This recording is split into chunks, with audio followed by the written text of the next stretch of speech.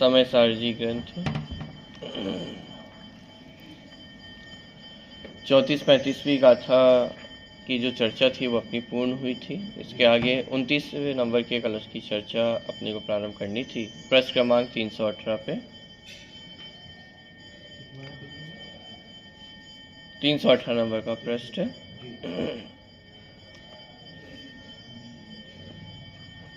अब तक जो पर पदार्थों को त्यागने की चर्चा की गई थी, दृष्टांत देकर के बात को स्पष्ट किया गया था। अब वही बात यहाँ पे समझाया जा रहा है कि दृष्टांत के माध्यम से जो बात समझाई गई है उसका जो वेग चढ़ा हुआ है, माने वो जो बात समझ में आई हुई है कि जब तक वो वेग चढ़ा हुआ है तब तक हमें अपना काम कर लेना चाहिए। यदि वो एक बार वेग खत्म हो जाए तो फिर पुनः अपने उपयोग को आत्म स्वरूप में स्थित करना संभव नहीं हो पाता। तो अभी आप बैठे हैं, समझ बात को समझी हुई है, तो जब तक ये बात हमारी समझ में आई है तो तभी ये काम तत्काल करने योग्य है। तो उसकी प्रेरणा आत्म स्वरूप में स्थिर होने की प्रेरणा 29वें नंबर के कलश में दी जा रही है। उत्थानी का एक बार मैं पढ़ता हूँ, 318 नंबर का प्रश्न। अब आचार्य अमृतचंद देव कलश काव्य के रूप में कहते हैं कि दृष्टांत द्वारा जो ये बात समझाई गई है उसका प्रभाव क्षीण होने के पहले ही आत्मानुभव प्रकट हो जाता है, हो जाना चाहिए। उग्र पुरुषार्थ से आत्मानुभव करने की प्रेरणा देने वाला वह कलश काव्य इस प्रकार है। देखिए छंद को पढ़ते हैं। 29वें नंबर का कलश है। अवतरति न यावत् वृत्तिमत्यंत वेगा,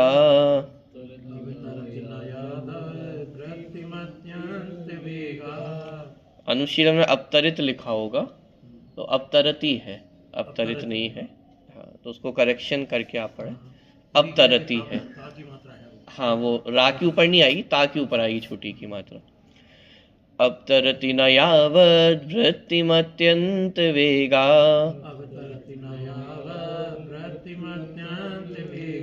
धनवमपरभावत् त्याग दृष्टान्त दृष्टि,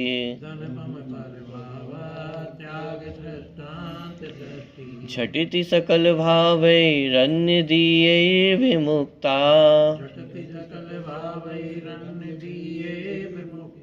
स्वयमियमनुभूतिस्तावदाविर्बभूव।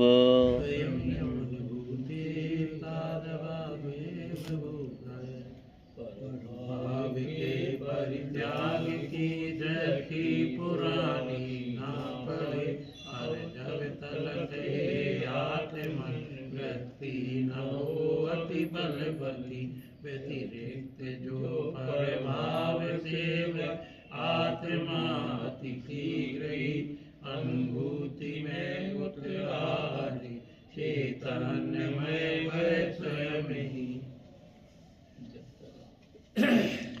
देखिए यावत, यावत जब तक, अवतरति न वृत्तिम अत्यंत वेगाद अनुभवम अपरम अपर भाव त्याग दृष्टांत दृष्टि, कि पर भाव के परित्याग की दृष्टि कि जब तक पुरानी नहीं होती है, वृत्ति अर्थात जो आदत है, जो पुरानी आदत है, तो दृष्टांत के माध्यम से वो जो कमजोर पड़ी है, तो जब तक वह पुनः बलवती नहीं होती है कि तब तक क्या कर लेना चाहिए। तो अवतरति न यावत वृत्तिम अत्यंत वेगात, अत्यंत वेग से जब तक वह दोबारा उत्पन्न नहीं होती है, दृष्टांत के माध्यम से जो बात हमें समझ में आई है, जो वेग अंदर जो उसका प्रभाव पड़ा हुआ है, तो दृष्टांत के माध्यम से जो प्रभाव पड़ा था तो उसके माध्यम से जब तक पुरानी वृत्ति दोबारा अत्यंत वेग के साथ अवतरित नहीं होती है, माने दोबारा नहीं आती है, तब तक क्या कर लेना चाहिए। झटिति सकल भावे अन्य दिए विमुक्ता, झटिति मतलब शीघ्र ही, तुरंत ही, तत्काल ही क्या कर लेना चाहिए। सकल भावे, सकल भावे जो समस्त प्रकार के भाव है, कौन से, अपर, अपर भाव अर्थात पर भाव, तो जितने पर भाव हैं, सकल भावे अन्य दीय विमुक्ता, अन्य दीय अर्थात कि वह मुझसे कैसे है, अन्य है, तो वे सभी भाव कैसे हैं, भिन्न भाव है, तो उन समस्त भिन्न भावों से विमुक्ता स्वयं ये अनुभूति ही तावत विभुर भव, कि तब तक, तावत अर्थात तब तक, कि स्वयं अर्थात मैं कैसा हूँ कि अनुभूति में उतरा जो चैतन्यमय है वह स्वयं मैं हूँ, इस प्रकार की अनुभूति कर लेनी चाहिए। कहने का तात्पर्य है कि दृष्टांत के माध्यम से जो बात समझाई गई थी उसके प्रभाव से जब तक पुरानी वृत्ति अत्यंत वेग के साथ उदय में नहीं आ जाती है तब तक शीघ्र ही पर समस्त प्रभावों से भिन्न मैं एक चैतन्य स्वभावी जीव हूँ ऐसा अपना अनुभव कर लेना चाहिए। क्योंकि यदि एक बार पुरानी वृत्ति फिर उदय में आ जाती है तो फिर ये जो प्रभाव था ये हमारा कमजोर पड़ जाता है। तो ये बात यहाँ पे कलश में समझाई गई है। कलश का अर्थ एक बार से पढ़ते हैं। जब तक वृत्ति अत्यंत वेग से प्रवृत्ति को प्राप्त ना हो, अपतरित ना हो और पर भाव के त्याग के दृष्टांत की दृष्टि पुरानी ना पड़े, फीकी ना हो जाए, उसके पहले ही संपूर्ण अन्य भावों से रहित आत्मा की यह अनुभूति तत्काल स्वयं ही प्रकट हो गई है। दो बातें हैं जिन्हें प्रकट हो गई है, तो उन्होंने क्या किया कि बात समझी और तुरंत उसको लागू करके आत्मस्वरूप में स्थिर हुए। हमें ये बात प्रेरणा स्वरूप दी गई है कि यहाँ पे दृष्टांत दिया गया है, तो दृष्टांत के माध्यम से क्या करना चाहिए कि उसके प्रभाव से जो बात अभी समझ में आई है तो तत्काल ही आत्मानुभव कर लेना चाहिए। दो बातें, एक तो पुरानी आदत है और दृष्टांत का नया नया प्रभाव है। तो जब तक पुरानी आदत दोबारा ना आ जाए और दृष्टांत का प्रभाव फीका ना पड़ जाए, माने दृष्टांत का प्रभाव फीका पड़ने से पहले अपना काम कर लेना चाहिए। क्योंकि एक बार वो जो जोश ठंडा हो जाता है तो फिर घर गृहस्थी के कार्य में हम ऐसे रच पच जाते हैं कि दोबारा ये बात याद करने की फुर्सत ही नहीं मिलती है। एक बार सुबह यदि मंदिर आए तो अब दोबारा या तो सीधे अगले दिन ही आते हैं और कदाचित आते तो शाम को आते हैं, और बीच में एक बार भी हमें बात ये याद आती है क्या? माने इतना जो बीच का समय रहता है उस बीच के समय में हमें एक बार भी फुर्सत मिलती है कि ये बातों को हम याद करें? दोबारा नहीं होता है। तो इसीलिए यहाँ पे कहा है कि अभी ये बात चल रही है, ये दृष्टांत दिया है, ये बात समझाई है, बहुत विस्तार से बात समझाई है, प्रकरण बहुत पहले से चलता हुआ आ रहा है। तो अब ये जो असर पड़ा है तत्काल काम करने योग्य है। जैसे लोहे पे हथौड़ा कब काम करता है? जब लोहा गर्म हो तो तुरंत हथौड़ा मार देना चाहिए। तो वही बात यहाँ पे कह रहे हैं कि अभी लोहा गर्म हुआ है, अभी बात समझाई है, दृष्टांत दे करके समझाई है, तो लोहा गर्म है तो हथौड़ा भी तुरंत मार देना चाहिए। आत्मानुभव का जो कार्य है वो तुरंत करने योग्य है, बाद में करेंगे ऐसे करने योग्य नहीं है।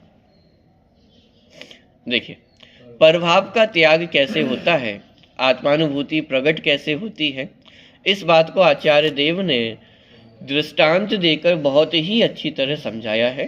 श्रोताओं और पाठकों की समझ में भी बात आ गई है, उनके हृदय में आत्मानुभूति की भावना की भी जाग गई है। पर यदि ऐसे में उग्र पुरुषार्थ नहीं हुआ तो थोड़े ही समय में वृत्ति में मलिनता हो सकती है, समझ भी फीकी पड़ सकती है। उसका कारण ये भी है कि एक तो जीव को अनादि के संस्कार विकथा के ही पड़े हुए हैं। तो एक तो संस्कार जीव के अनादि से उस प्रकार के हैं कि पंचेंद्रिय के विषयों में आसानी से रच पच जाता है। पंचेंद्रिय के विषयों को भोगने की प्रेरणा भी जीव को नहीं देनी पड़ती है, स्वयं से ही सीखता हुआ आया है अनादि काल के संस्कार। तो एक तो वो संस्कार बहुत मजबूत है अनादि काल के। दूसरा, वर्तमान में हमारे पास क्षयवशम ज्ञान है। अब क्षयवशम ज्ञान की कमजोरी ये है कि बहुत देर तक कुछ हमारी स्मृति में रहता नहीं है, और जैसे हमें कोई नए अनुभव प्राप्त होते हैं हम पुराने अनुभवों को भूल जाते हैं अथवा उनको छोड़ देते हैं, और नई नई चीज़ों को ग्रहण करने की जो लालसा है वो निरंतर बनी रहती है। अब जब हमने ये बात समझी है कि मैं जीव हूँ, शरीर अजीब है, पर पदार्थ सुख दुख के कारण नहीं है, पर पदार्थों से मैं सुखी नहीं होता, ये शरीर मैं नहीं हूँ, ये सब त्यागने योग्य है। तो जब ये बात हमने समझी है तो अभी लोहा गर्म हो गया है। अभी ये बात यदि हम इस समय हम अपना कार्य करें, आत्मानुभव का उग्र पुरुषार्थ करें तो आत्मानुभव हो सकता है। और यदि ये काल हमने छोड़ दिया तो क्या होगा कि वो जो पुरानी आदत हमें पड़ी हुई है पंचेंद्रिय के विषयों को भोगने की, वो बलवान हो जाती है।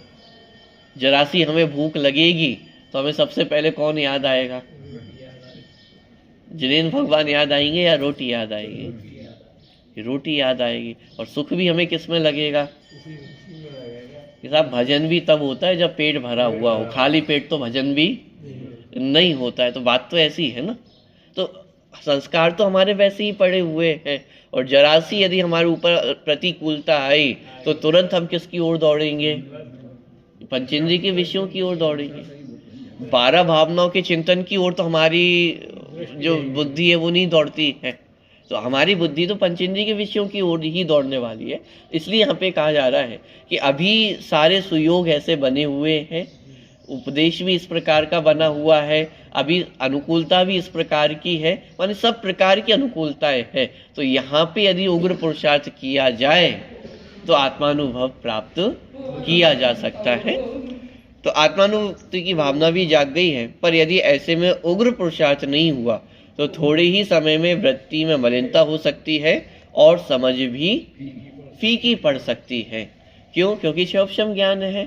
कितनी देर समझ में रहेगा, कितनी देर बातें हमारी स्मृति में रहेगी, इसका कोई ठिकाना नहीं है। आज पढ़ते हैं, आज ही यदि आपसे 1 घंटे बाद पूछा जाए कि स्वाध्याय में क्या पढ़ा था, कौन से कलश को अपन ने पढ़ा था कि नहीं साहब, पढ़ा तो था, नंबर याद नहीं आ रहा कौन सा पढ़ा था, क्या पढ़ा था क्या पढ़ा था, ये तो बहुत आगे की बात हो गई है।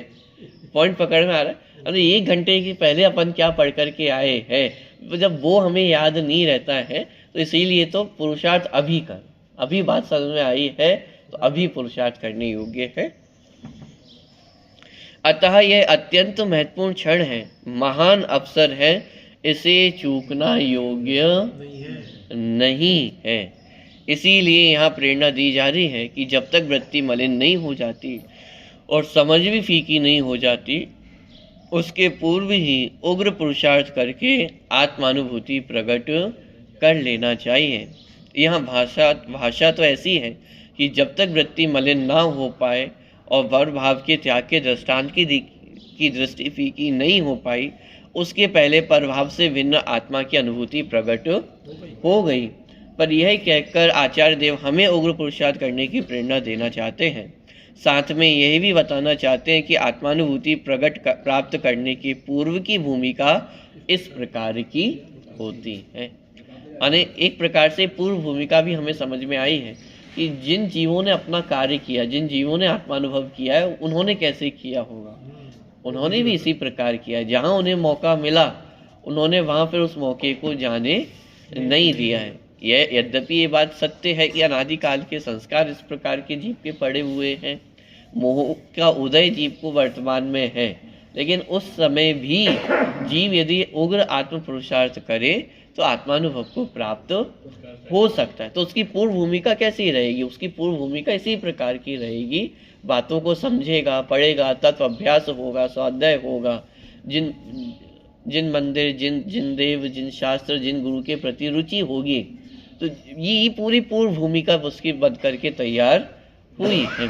तो इस रुचि के काल में जब जीव उग्र पुरुषार्थ करता है तो आत्मानुभव की प्राप्ति हो सकती है। और जिन्होंने ये काल छोड़ दिया, जाने दिया, बाद में कर लूँगा, इस प्रकार से यदि सोच लिया तो अवसर निकल जाता है। फिर आप सोचो कि हमारे परिणाम बिल्कुल वैसे दोबारा हो जाए, नहीं होगा, बहुत मुश्किल है। जरूरी नहीं है हो जाए। कभी कभी किसी दिन होता है कि आपका बहुत मन लगता है, जिन भगवान की पूजा में, भक्ति में, स्वाध्याय में बहुत परिणाम लगते हैं। फिर आप सोचो वो परिणाम दोबारा लग जाए, मैं कल भी आऊँगा और दोबारा इसी भक्ति भाव से फिर जिन भगवान की पूजन करूँगा, वो संभव ही नहीं हो पाता है। 5 मिनट आपके परिणाम ऐसे हो जाते कि बिल्कुल भीग जाते हैं और 5 मिनट बाद ही व्यापार की चिंता सताने लगती है या उस चिंता सताने लगती। तो क्या हुआ?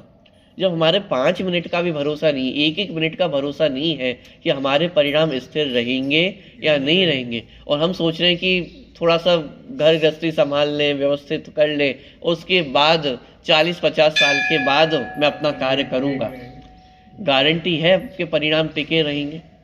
आपके परिणाम दोबारा इसमें लगेंगे। आज जो परिणाम यहाँ पे लग रहे हैं, आज जो परिणाम यहाँ पे भीगे हुए हैं, इन भीगे हुए परिणामों में यदि कार्य कर लिया तो कर लिया, वरना फिर आगे चल करके कोई गारंटी नहीं है। क्यों? क्योंकि आगे चल करके तो पंचेंद्रिय के विषय और बढ़ते ही जाने वाले ना आपके जीवन में। सहज जितना पुण्य का उदय बढ़ेगा उतने सहज ही पंचेंद्रिय के विषय, अनुकूलता ये सब बढ़ती चली जाएंगी। और इस बात की क्या गारंटी है कि आपका उपयोग इनमें रचेगा पचेगा नहीं। ये भी तो है। आज जब ये पंचेंद्रिय के विषय भोग कम है तब तो वो छूटते नहीं हैं, तब तो उनके प्रति राग कम नहीं होता है। कल को जब ये चीज़ें और बढ़ेंगी तो क्या गारंटी है कि आप इनको छोड़ पाओगे। पॉइंट पकड़ में आ रहा है? इसीलिए आज वर्तमान में ये बात हमें समझ में आई है, आज हमारे परिणाम भी लगते हैं, तो इसीलिए आत्म अनुभव भी वर्तमान में ही करने योग्य है, इसको बाद में छोड़ने योग्य नहीं है। सभी आत्मार्थी भाई बहनों के साथ लगभग प्रतिदिन ही ऐसा होता है कि जब वे स्वाध्याय करते हैं, प्रवचन सुनते हैं, तो उनके परिणामों में निर्मलता आती है, वृत्ति में निर्मलता आती है और आत्मा की बात भी समझ में आती है, चित्त में बैठती है। पर वहाँ से हटते ही वृत्ति मलिन हो जाती है, ज्ञानोपयोग भी अन्यत्र भटकने लगता है। ये तो स्वाध्यायी जीवों की बात चल रही है, जो लोग स्वाध्याय करते हैं डेली, कि जो डेली स्वाध्याय करते हैं, बात को सुनते हैं, समझते हैं, उनके साथ क्या होता है। मानिए हमारी बात चल रही है कि हम तो डेली मंदिर आने वाले हैं, डेली स्वाध्याय करने वाले हैं, तो भी हमारे परिणाम यहाँ कितनी देर टिकते हैं। और स्वाध्याय में यदि आपके परिणाम पूरे टाइम टिक भी जाए, यहाँ से उठते ही परिणाम कितनी देर यहाँ पे लगते हैं। यहाँ से बाहर जाते ही बातें हमारी क्या होने लगती हैं। तेरा तुझको अपना 2 मिनट भी ये चर्चा चलती है क्या कि आज हमने स्वाध्याय में क्या सुना, क्या पढ़ा, क्या समझ में आया। बाहर निकलते ही चर्चाएं हमारी लौकिक होने लगती है। तो ये व्यवस्थाएं देखनी है, ये करना है, घर पे ये हो रहा है, वहाँ ये हो रहा है, यही तो चर्चाएं प्रारंभ हो जाती है। तो हमारा उपयोग कितना चंचल है। 2 मिनट पहले हमारे परिणाम यहाँ भीगे हुए हैं और 2 मिनट बाद ये सब खत्म हो जाता है। यहाँ आचार्य देव कहते हैं कि अरे भाई ऐसा नहीं होना चाहिए। होना तो ऐसा चाहिए कि जब तक वृत्ति में वेग उत्पन्न ना हो, प्रभाव के त्याग की भावना फीकी ना पड़े, उसके पहले ही आत्मानुभूति प्रकट हो जाना चाहिए। उसके लिए हमें निरंतर भेद ज्ञान की भावना को भाना चाहिए, नचाना चाहिए। चिंतन की निरंतरता में से ही रुचि की तीव्रता होगी, भावना का प्रबल वेग स्फुरायमान होगा और आत्मानुभूति की भूमिका तैयार होगी। किसमें से क्या कह रहे हैं कि वो जो भेद ज्ञान की भावना है उसको भाना चाहिए और नचाना चाहिए। नचाना चाहिए माने कि बार बार वो भेद ज्ञान की ही चिंतन वो निरंतर चलते रहना चाहिए। इसलिए तत्व अभ्यास की इतनी प्रेरणा क्यों दी जाती है। तत्व ज्ञान और तत्व अभ्यास दोनों अलग अलग चीज। तत्व ज्ञान तो हम अर्जन कर ही रहे हैं, लेकिन हमारे जीवन में तत्व अभ्यास है या नहीं है। यहाँ से जो ज्ञान अर्जन करके जा रहे हैं उसको अपने जीवन में उतारने का अभ्यास है या नहीं है। तत्व अभ्यास की आवश्यकता है। तत्व अभ्यास नहीं होगा तो आत्मानुभव की प्राप्ति भी नहीं होगी। तत्व अभ्यास माने क्या कि जिन बातों को सीखा है, समझा है, ज्ञानार्जन किया है, अब उसी को बारंबार विचार करना, उसी चिंतन को बार बार नचाना है। मैं जीव हूँ, शरीर अजीव है, ये बात मात्र मंदिर तक सीमित नहीं है। घर जाकर के जहाँ आपको तीव्र क्रोध आ रहा हो उस समय विचार करने योग्य है कि मुझे गुस्सा आ किस पर रहा है। शरीर को थोड़ी सी प्रतिकूलता आई है इसलिए मैं अपना भव बिगाड़ लूं। एक एक समय मेरा महत्वपूर्ण है या नहीं है, और वो समय किस में जा रहा है, शरीर के कारण ही तो बर्बाद हो रहा है। क्रोध आता है तो शरीर से रिलेटेड ही तो क्रोध आता है। शरीर को प्रतिकूलता होती है तो क्रोध हो जाता है, मान हो जाता है, मायाचारी के परिणाम आते हैं, लोभ के परिणाम आते हैं। ये सब क्यों आ रहे हैं? ये शरीर के प्रति एकट ममत्व, इसलिए ये सब जागृत हो रहा है। तो ये जो हम ज्ञान अर्जन करके गए हैं कि मैं शरीर नहीं हूँ, तो उस काल में ये अभ्यास किया कि नहीं किया। खाने में नमक नहीं डाला और आपको बहुत तेज भूख लग रही थी तो एकदम गुस्सा आ गया कि 2 वक्त की रोटी भी शांति से नहीं मिल सकती है। अब उस समय ये भेद ज्ञान जागृत हो रहा है कि नहीं हो रहा है, ये अभ्यास उस समय बढ़ता है कि नहीं बढ़ता है कि मैं कौन हूँ, कि मैं तो जीव हूँ, मेरा स्वरूप क्या है, मेरा स्वरूप तो जानना देखना है। पाठशाला में पढ़ गए और प्रयोगशाला में फेल हो गए तो पढ़ने में कोई अर्थ नहीं रहा। अब वो दिक्कत यही है ना कि हमने 2 क्षेत्र अलग अलग बना रखे हैं कि एक धार्मिक क्षेत्र और एक लौकिक क्षेत्र। लौकिक क्षेत्र में लौकिक कार्य करेंगे, धार्मिक क्षेत्र में आकर के धार्मिक कार्य करेंगे तो दोनों काम हो जाएंगे। अरे नहीं भाई, ये धार्मिक क्षेत्र कोई अलग से कोई ऐसा क्षेत्र नहीं है, पूरा जीवन ही हमारा धर्ममय होना चाहिए। कोई भी कार्य करे तो उसमें धर्म तो हमेशा ही साथ होना चाहिए। धर्म का घर ही है हमारा। कथन जहाँ हो गया प्रयोगशाला में करो यार। बिल्कुल, कि धर्म क्षेत्र कोई अलग क्षेत्र नहीं है कि मंदिर में आकर के धर्म करेंगे। मंदिर में आकर के तो सीखते हैं, जिन दिन भगवान को हम देखते हैं तो उनके जैसे बनने की भावना हमारे अंदर प्रकट होती है, लेकिन उनके जैसा बनेंगे कहाँ? तो उनके जैसा बनने की प्रक्रिया तो पूरे जीवन ही चलेगी ना, चाहे आप मंदिर में हो चाहे मंदिर से बाहर हो। वो प्रक्रिया तो 24 घंटे की प्रक्रिया है। पॉइंट पकड़ में आ रहा है? तो ये जो भावना यहाँ पे जागृत हुई है, भेद ज्ञान की भावना, उसको 24 घंटे नचाना है, उसको 24 घंटे विचार करना है, तब जाकर के जीव आत्मानुभूति को प्राप्त होता है। तो 2 बातें यहाँ पे हुई है। एक तो माने भाषा इस प्रकार की है कि जिन्होंने आत्मानुभव किया वो कैसे किया है कि तीव्र भावना हुई और उस समय उन्होंने अपना कार्य कर लिया, ऐसा होना चाहिए। और यदि नहीं हो रहा है तो यहाँ पे हमें प्रेरणा दी जा रही है कि ऐसे जीवों ने आत्मानुभव प्रकट किया है और आप भी इस प्रकार से आत्मानुभव को प्रकट कर सकते हैं। समय व्यर्थ नहीं गंवाना। वर्तमान में बात समझ में आई है तो कार्य भी वर्तमान में ही करने योग्य है। पॉइंट पकड़ में आ रहा है? तो इस प्रकार नदी में पानी का वेग मंद हो गया तो या फिर हाँ, कर लो, मौका मिला हुआ है तो नदी पार कर लो। फिर उसका वेग यदि तीव्र हो जाएगा तो फिर बह जाओ, तो फिर आप नदी पार नहीं कर पाओगे। अभी थोड़ा सा एक मौका मिला हुआ है, इतने से काल में प्रभाव कम हुआ है, वेग कम हुआ है, तैर करके नदी पार की जा सकती है। और ये मौका यदि चूक गए तो टोडरमल जी की भाषा में तो इसके अभागे की महिमा हमसे नहीं कही जा सकती। वर्तमान में सारे सुयोग मिले हैं, सारी सुख सुविधाएं हैं, सब कुछ प्राप्त है। बाहर की जो लौकिक सुविधाओं की इच्छा भी हम करते हैं वो भी प्राप्त है। पुण्य का उदय ऐसा है कि देव शास्त्र गुरु हमारे उपलब्ध है। तत्व ज्ञान समझने की जो बुद्धि है वो भी उपलब्ध है। ऐसा नहीं है कि बुद्धि बहुत कमजोर हो, समझ में ही नहीं आता हो, पढ़ना लिखना नहीं आता हो। सब पढ़े लिखे हैं, सब समझ में आता है, माने हर प्रकार से सुयोग है। तो ये वही काल चल रहा है हमारा कि जहाँ पे आचार्य हमें प्रेरणा दे रहे हैं कि यही काल है जहाँ सम्यक दर्शन कर लेना चाहिए। कर सकते हैं नहीं, यहाँ तो आचार्य कह रहे हैं करना ही चाहिए। यदि अब नहीं करेंगे तो भव ऐसे ही निकल जाएंगे ना, कि ये भव अब दोबारा आपको प्राप्त हो, ये कितना मुश्किल है, अत्यंत मुश्किल है ना। नाव में अपन जा रहे हो और रत्न हमारे हाथ में हो, चिंतामणि रत्न, और समुद्र में अपन ने एक बार फेंक दिया, अब वो कब मिलेगा दोबारा? दुर्लभ लही जो चिंतामणि त्यो पर्याय लही त्रस्त। ये त्रस्त पर्याय दोबारा प्राप्त करना, चिंतामणि को प्राप्त करने जैसा दुर्लभ है, दोबारा प्राप्त होना संभव नहीं है। और तो त्रस्त पर्याय की बात है, उसमें मनुष्य पर्याय प्राप्त होना, जैन कुल प्राप्त होना, ऐसी बुद्धि मिलना, देवशास्त्र गुरु का समागम प्राप्त होना, ये तो माने दुर्लभ में भी दुर्लभ है। दौलत राम जी ने तो अकेले सिर्फ त्रस पर्याय की बात की थी, 2 इंद्रिय पर्याय प्राप्त करना कितना दुर्लभ है।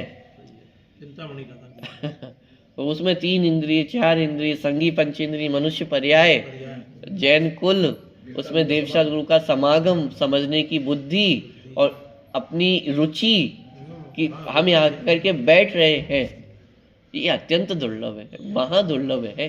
इस जगत में यदि कोई पुण्यशाली जीव है तो वो कौन है? कि मैं हूँ। हमें लगता है कि दूसरे जीव पुण्यशाली है, बाहर के व्यवस्था जिनका जीवन पापमय व्यतीत हो रहा है, वो हमें लगता है कि इनका जीवन है, हम तो क्या जी रहे हैं। लेकिन भाई महापुण्य का उदय हमारा है, और इस उदय में, इस काल में ये कार्य यदि हम कर लें तो ये उस पुण्य की सफलता हम कह सकते हैं। ये जो सुयोग हमें मिले हुए हैं उसकी सफलता है।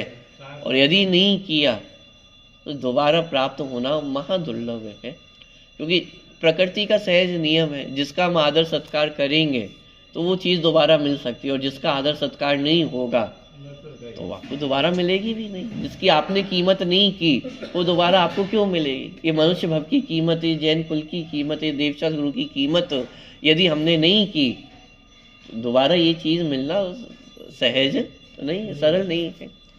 तो इस प्रकार ये 29वें नंबर के कलश में अमृतचंद आचार्य ने बहुत ही भाव विभोर होकर के आत्मानुभव करने की प्रेरणा हमें दी है। भेद ज्ञान किस प्रकार से करना है, किस प्रकार से पर पदार्थों को छोड़ना है, ये सारी चर्चा तो पहले हो चुकी है। तो अमृतचंद आचार्य ने उन बातों को दोबारा रिपीट नहीं किया, तो बहुत चर्चा हम करके आ चुके हैं। अब तो बहुत हृदय की गहराई से अमृतचंद आचार्य ये प्रेरणा हमें दे रहे हैं कि अब भाई आत्मानुभव कर लो। बहुत ज़्यादा कहने से भी कोई लाभ नहीं है, करने योग्य कार्य ये है कि आत्मानुभव की प्राप्ति कर ली जाए। तो इस प्रकार ये 29वें नंबर के कलश की चर्चा अपनी पूर्ण हुई है। फुटनोट को भी अपन पढ़ते हैं 319वें नंबर के पृष्ठ पे सबसे अंत में। धर्म का आरंभ भी आत्मानुभूति से ही होता है, और पूर्णता भी इसी की पूर्णता में है।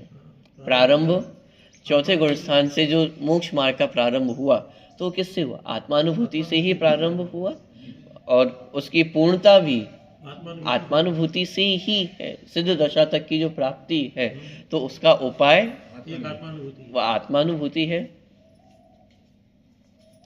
धर्म का आरंभ भी आत्मानुभूति से ही होता है,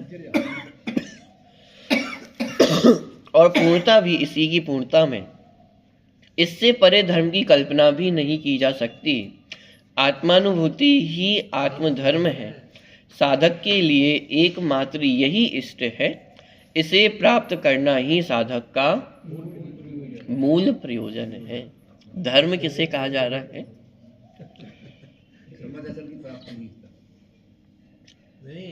सम्यक दर्शन की प्राप्ति करना भी धर्म नहीं।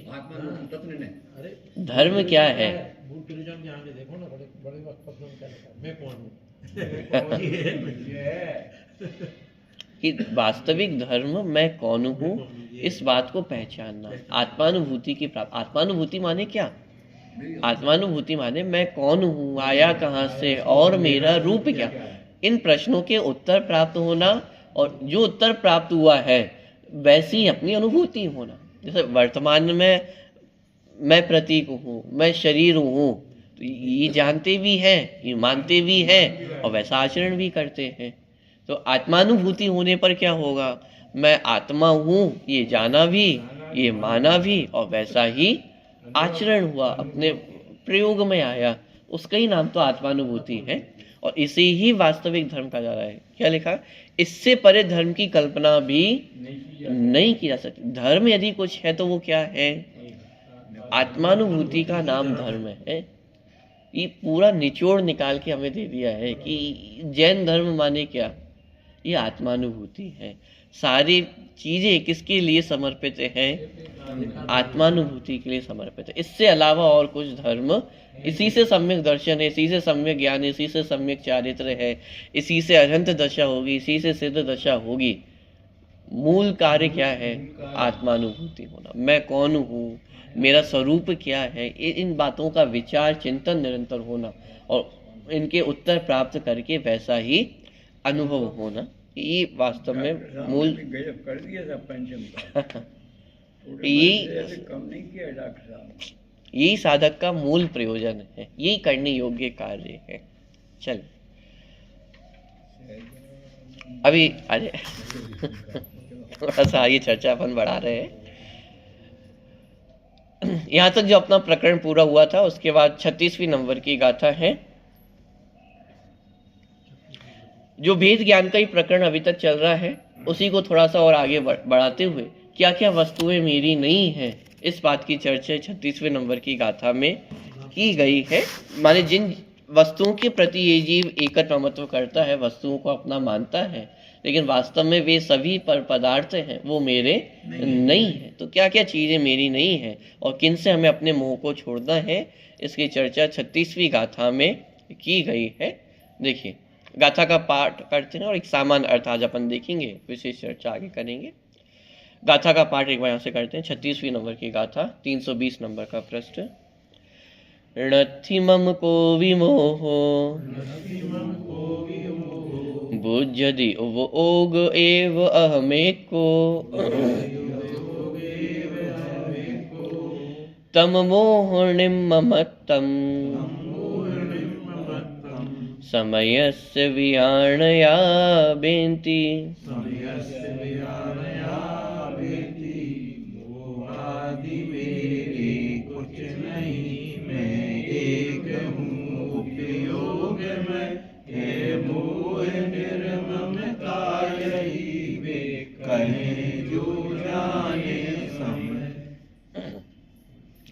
णत्थि मम को विमोहो, कि ये जो मोह है वह मेरा कुछ भी नहीं है। णत्थि मतलब नहीं है, मम अर्थात मेरा, को भी मोह हो, कोई भी मोह अर्थात किसी भी प्रकार का मोह हो वह मेरा नहीं है। तो मोह किसके प्रति होता है? पर द्रव्यों के प्रति जीव का मोह होता है। पर द्रव्यों में एकत्र ममत्व की भावना होना, पर द्रव्य में इष्ट अनिष्ट की कल्पना होना, ये सब मोह के ही भेद है। दर्शन मोहिनी, चारित्र मोहिनी। तो दर्शन मोहिनी माने पर पदार्थों में विपरीत मान्यता होना, पर पदार्थों में इष्ट अनिष्ट की कल्पना होना, ये सब दर्शन मोहिनी के अंतर्गत आता है। तो और पर पदार्थ में अच्छे बुरे की भावना होना, उनमें राग द्वेष होना, ये भी मोह ही है। तो किसी भी प्रकार का मोह हो वह मेरा नहीं है। तो मैं कैसा हूँ? वो ओग एव अहम एको, कि मैं तो एक उपयोगवान ही हूँ। ये मोह मेरा स्वरूप नहीं है, ये मोह मेरा स्वभाव नहीं है। मैं कैसा हूँ कि मैं एक उपयोगवान ही हूँ।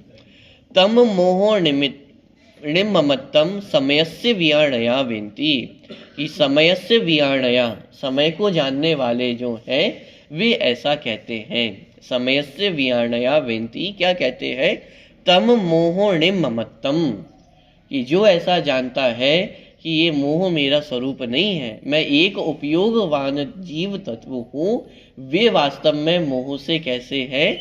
निर्मम होते हैं, माने मोह से रहित होते हैं। और ऐसा कौन कह रहा है? समयस्य वियाणया बेन्ति, समय को जानने वाले ऐसा कहते हैं। देखिए स्वपर और सिद्धांत के जानकर, ये समयस्य वियाणया, समय को जानने वाले का विस्तार किया। स्वपर और सिद्धांत के जानकार आचार्य देव ऐसा कहते हैं। यहाँ पे ये बात क्यों कही जा रही है? कौन कहता है? इससे क्या फर्क पड़ता है? क्योंकि समस्या यही है ना कि आप हर किसी की बात को तो स्वीकार नहीं करोगे। तुरंत आप पूछोगे कि ये बात किसने कही है, कौन कहता है ऐसा। तो आचार्य कुंद तो बिल्कुल सील के साथ बात कर रहे हैं, थप्पे के साथ बात कर रहे हैं कि ये सब हमारी बात नहीं है। किसकी बात है? जिन्होंने ये समय को जाना है, जो सिद्धांत के जानकार हैं, स्वपर के जानकार हैं, वो बात ऐसी कह रहे हैं। हम तो उनकी बात आप तक पहुंचा रहे हैं। क्या कहते हैं वो? कि मोह मेरा कुछ भी नहीं है, मैं तो एक उपयोगमय ही हूँ। ऐसा जो जानता है वह मोह से निर्मम है। अब देखिए यहाँ पे एक जो मुख्य बात है, जो ऐसा जानता है, पहले भी जो अपन चर्चा देख के आए 34वीं और 35वीं नंबर की गाथा में, वहाँ भी यही कहा था कि ज्ञान ही प्रत्याख्यान है। जो पर पदार्थों से भिन्न अपने आप को जानता है वही वास्तव में पर पदार्थों का त्याग करता है। और वास्तव में तो वो जानना ही त्याग करना है। मैं शरीर नहीं हूँ, ये जानना ही शरीर का त्याग है। जानने को लेकर के यहाँ पे चर्चा की जा रही है। मोह मेरा कुछ भी नहीं है, मैं एक उपयोगवान तत्व हूँ। जो ऐसा जानता है वो मोह से निर्मम हो जाता है अथवा होता है। तो यहाँ पे भी जानने पे बल दिया गया है। जीव कर क्या सकता है? जानता ही तो है। और अभी तक अपने आप को मोह से युक्त जानता रहा है, इसलिए मोह से पीड़ित होता हुआ आ रहा है। अब क्या करना है कि ये उपयोग मेरा मोह ये मेरा लक्षण नहीं है, ये मेरा स्वरूप नहीं है, मैं एक उपयोगवान तत्व हूँ। जब ऐसा जीव जानता है तो तत्काल तत्क्षण ही वह मोह से रहित हो जाता है। इसलिए यहाँ पे शब्द लिखा निर्मम हो जाता है। वह कैसा है? मोह से निर्मम है। अभी जो निर्मम शब्द है वो वर्तमान में तो बहुत क्रूर अर्थ में प्रयोग होता है कि कैसा निर्मम व्यक्ति है, बिल्कुल भी दया चित्त में नहीं है क्या। लेकिन यहाँ पे ज्ञानी जीव को क्या कहा जा रहा है? निर्मम हो जाता है। क्यों? मोह से रहित हो जाता है, मोह राग द्वेष से रहित हो जाता है। सिद्ध भगवान के लिए भी निर्मम शब्द का प्रयोग किया। सिद्ध चक्र विधान में निर्मम निर्दय। सिद्ध भगवान कैसे हैं? निर्दय है। क्यों निर्दय है? अरे भाई दया से रहित है। दया से रहित है, दया नहीं करते हैं क्या? हम तो यही समझते हैं जिन भगवान दया निधि हैं कि अरे भाई बात तो समझो, दया राग रूप है, ये राग का स्वरूप है। दया होगी तो राग होगा, राग होगा तो वीतरागी कैसे होंगे? पॉइंट पकड़ में आ रहा है? ना रागी है और ना द्वेषी है। दया नहीं करते तो क्या निर्मम है, निर्दयी है? कि वास्तव में तो निर्दयी का अर्थ ये है कि दया से रहित है, राग से रहित है। तो इसका मतलब द्वेष से युक्त है क्या? अरे भाई जो राग से भी रहित हो गया उसके जीवन में द्वेष तो होता ही नहीं है। ये जो राग द्वेष की छूटने की प्रक्रिया है उसमें राग सबसे अंत में जाकर के छूटता है, द्वेष तो पहले ही छूट जाता है। 10वें गुणस्थान के अंतिम समय में जाकर के वो राग छूटता है और फिर वे वीतरागी हो जाते हैं। तो जहां राग छूट गया इसका मतलब द्वेष तो पहले ही छूट चुका है। या तो राग के भी छूटने की बात की जा रही है ना। तो जहां जिनेन भगवान को ये कहा जा रहा है कि उन भी निर्दयी है, निर्मम है, तो इसका मतलब क्रूरता है, द्वेष है, ये बात तो बहुत पहले ही छूट गई है। द्वेष तो बहुत पहले ही अभाव हो गया है। यहाँ तो ये कहा जा रहा है कि अब राग का सूक्ष्म अंश भी विद्यमान नहीं रहता है। और वही चर्चा यहाँ पे ज्ञानियों के लिए कहा जा रहा है कि वे ज्ञानी भी कैसे हो जाते हैं?